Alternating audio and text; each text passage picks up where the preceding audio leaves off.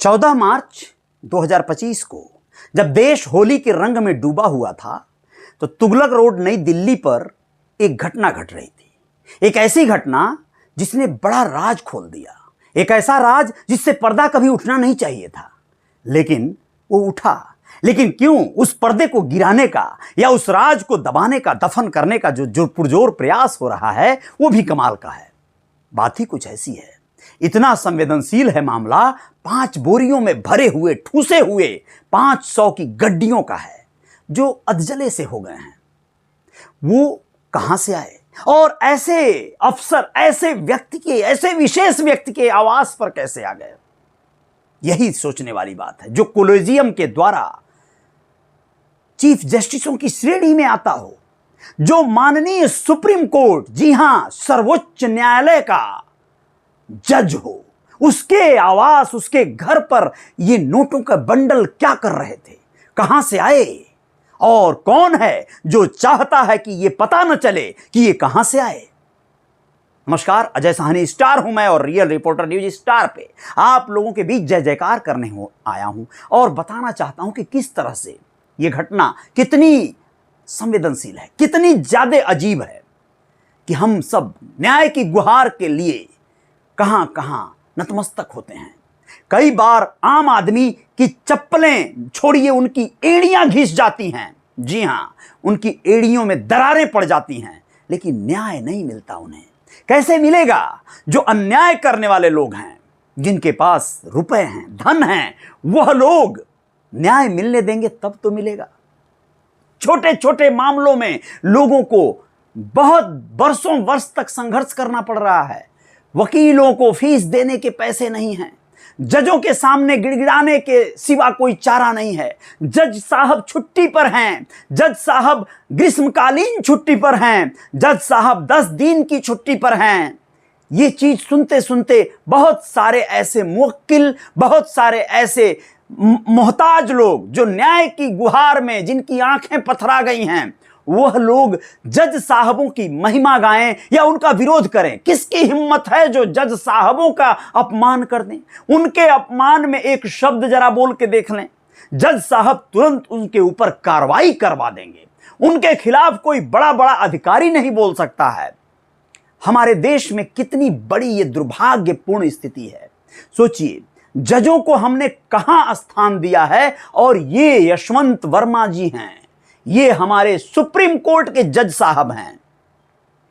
Collegium के द्वारा ये सुप्रीम कोर्ट पहुंचे थे। इन्होंने जो फैसले, जो फरमान सुनाए हैं, जो न्याय इन्होंने दिया है, इनकी लिस्ट बड़ी लंबी है। इन्होंने ऐसे ऐसे मामलों में ऐसा ऐसा न्याय दिया है कि लोग उस पर यकीन ही नहीं करते हैं। अब इनसे न्याय दिलवाया कौन? अच्छा चलो छोड़ो, ये न्याय अन्याय की बात बाद में होगी। सबसे पहली बात यह होगी, होली के दिन तुगलक रोड दिल्ली में इनके आवास पर आग लग गई। आग लगी तो फायर ब्रिगेड आएगा, पुलिस वाले भी आएंगे। वीआईपी इलाका है, वीआईपी महकमे की बात है।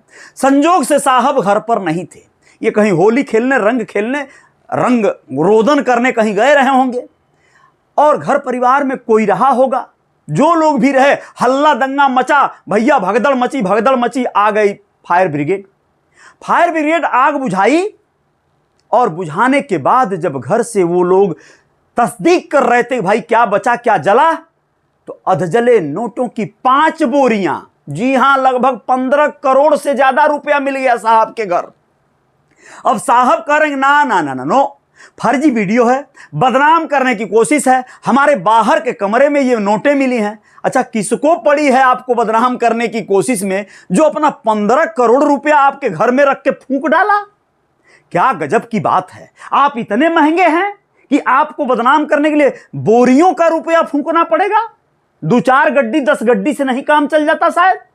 लेकिन जज साहब, आपके खिलाफ बोलते हुए हमारा भी जो है वही हाल हो रहा है जो और लोगों का होता है। लेकिन आपसे, खैर, आपसे डराने का कोई अब मतलब नहीं है, क्योंकि हमारे हाई कोर्ट इलाहाबाद में, प्रयागराज में वकीलों ने हड़ताल कर दिया है। क्यों किया? क्योंकि जब इनके ऊपर आरोप लगे तो सुप्रीम कोर्ट की कोलेजियम ने एक फरमान जारी किया कि इनको वापस जो है हाई कोर्ट इलाहाबाद भेज दिया जाए, वहां पर इनको पोस्टिंग कर दिया जाए।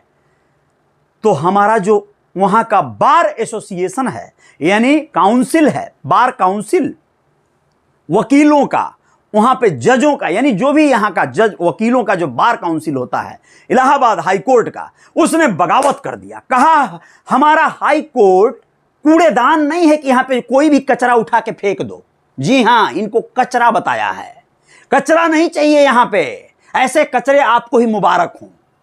ये कचरा बना हुआ है आदमी। सोचिए ये कितना घिनौना कांड किया है। इस आदमी को यह कैसे रुपए आए आप लोग समझ सकते हैं। और क्यों इस पर बहुत ज्यादा बगावती सुर कोई छेड़ नहीं रहा है।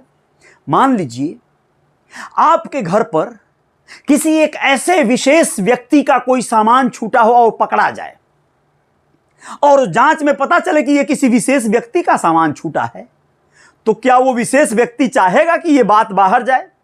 ये रुपया जो पकड़ा गया है इस पर जांच पड़ताल नहीं होगा, सब फाइल क्लोज हो जाएगी, जल्द ही देखिएगा आप लोग। क्यों नहीं होगा? क्योंकि इन्हें जो रुपया दिया है वो भी तो जांच के दायरे में आ जाएगा। कौन से केस में इन्होंने रुपया चबाया था जिसको पचा ही नहीं पाया था? अजगर जिस तरह से पेट फुला के अपना बैठे रहता है, मरने की कगार पे आ जाता है लेकिन घप से घोड़ा घोंट जाता है, उसी तरह ये महोदय 15 करोड़ घोंटने के बाद पचा ही नहीं पा रहे थे, उसको ठिकाने लगाने का भी सोच ही रहे थे, तब तक धरा गए। और वो भी भला हुआ आग महोदया का कि जो आग लगी कि धरा गए, नहीं तो न आग लगती न ये कहीं इस मामले में आते। सोचिए आप, जब वो बुरा होना हो ना किसी का तो ऐसा ही कुछ होता है, घटना अपने आप घट जाएगी, हो जाएगा कुछ और, रंग में भंग पड़ गया इनका पूरा उमंग ही खत्म कर दिया। अब ये जवाब लिखित में अपना देंगे या जो भी करेंगे, इनके खिलाफ कार्रवाई होगी और महाभियोग चलाने का अपील करेगी जो कोलेजियम है, जो सीजेआई है, यानी सुप्रीम कोर्ट की जो जजों की कमेटी है, वो सरकार से इनके ऊपर महाभियोग चलाने की बात करेगी। लेकिन उसके पहले अगर ये जांच में गलत पाए जाते हैं तो सिर्फ इनका सजा ये है कि इनसे इस्तीफा मांगा जाएगा। जी, इस्तीफा दे दीजिए, बात खत्म। अब सोचिए, इस्तीफा दे दिए, बात खत्म। हो सकता है जांच पड़ताल चले, कुछ दिन बाद बंद हो जाए, उसमें से जो जला हुआ नोट में से कुछ बचा हुआ टुकड़ा होगा या बचा हुआ बंडल होगा वो शायद जांच पड़ताल में काम आ जाए। समझिएगा कहां काम आएगा, आप लोग समझ सकते हैं। खैर, इनके साथ महाभियोग चलेगा कि इस्तीफा देंगे, दोनों की गुंजाइश कम लगती है, क्योंकि जो महाभियोग चलाने वाले लोग हैं कहीं वही न जांच के दायरे में आ जाए, कहीं वही न पकड़ा जाए कि भैया वो रुपया देने वाला कौन है, अरे वो आप ही का तो आदमी है, ये न मामला हो जाए, तो फिर मामला खत्म। समझ रहे बात को आप लोग? कुल मिला जुला के ऐसे लोगों को संरक्षण देकर सरकारें कई बार बहुत ज्यादा परेशानियां पैदा कर रही हैं। ऐसे लालची लोगों को न्याय की उस महान पीठ पर बिठा देना, सोचिए, न्याय की उम्मीद ही छोड़ देने जैसा नहीं होगा। जज, एक आप लोगों को याद आ रहा होगा, बहुत कुछ एक फिल्मों में जब ये बात कही गई होगी तो वो कितना बड़ा मतलब बात कही गई होगी कि किस तरह से कहा गया था कि जब एक आम आदमी आपस में लड़ाइयां करता है तो वो एक दूसरे को चैलेंज करता है कि तुम्हें कोर्ट में देख लूंगा। जी हां, और वो सोचिए किस उम्मीद के साथ ये कोर्ट में चैलेंज करता है देखने की, क्योंकि उसे आश होती है, उसे उम्मीद होती है कि यहां नहीं हमें न्याय मिलेगा, थाने में नहीं न्याय मिलेगा तो हमें कोर्ट में जरूर न्याय मिलेगा। यही आस टूटती नजर आ रही है आज आप लोग क्या कहेंगे, आप लोग बताइएगा। बाकी जय जयकार जारी रहेगी। रियल रिपोर्टर न्यूज स्टार पे बने रहिएगा, आएंगे कुछ और खबरों के साथ। इस मामले में जो कुछ भी लिखना हो कमेंट करके लिख सकते हैं आप। लेकिन धन्यवाद है उन एडवोकेट, उन एसोसिएशन, बार एसोसिएशन, बार जो काउंसिल है उनको, जिन लोगों ने इनके खिलाफ बगावत किया है। इलाहाबाद हमारे जो हाई कोर्ट है उसके वकीलों ने, और भी कुछ जगहों पर, वाराणसी में वकीलों ने तो यज्ञ किया है कि भाई इनके जैसा महोदया नहीं चाहिए कोई, इनके जैसा महान आदमी नहीं चाहिए, किसी भी कोर्ट में न जाए, ये इस्तीफा दें। आप लोग क्या कहेंगे जरूर बताइएगा। जय जयकार जारी रहेगी। नमस्कार, गुड मॉर्निंग।